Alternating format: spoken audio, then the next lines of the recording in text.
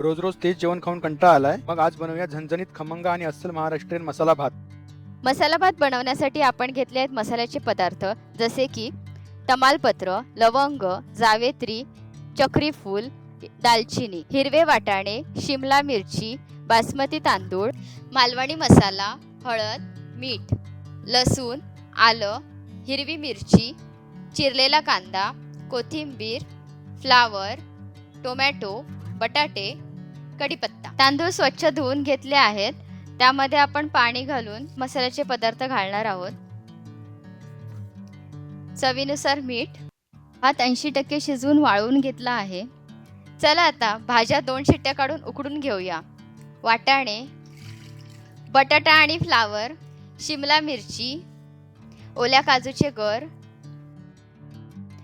आता मिक्सरमध्ये हिरवी मिरची, लसूण, आलं टाकून वाटून घेऊया. त्यासाठी आपण पॅनमध्ये तेल घालूया. मध्ये राई आणि जिरं घालूया. मोहरी चांगली तडतडल्यानंतर त्यामध्ये कांदा घालूया. मध्ये कढीपत्ता घालूया आणि टोमॅटो घालून चांगलं मिक्स करून घेऊया. कांदा लाल झाल्यानंतर त्यामध्ये चवीनुसार मीठ घालूया. हळद, तर मालवणी मसाला घालूया आणि मिक्स करून घेऊया. त्यामध्ये आलं, लसूण, ओली मिरचीची पेस्ट घालूया. आता उकडलेल्या भाज्या घालूया. चांगलं मिक्स करून झाल्यानंतर त्यामध्ये भात घालूया.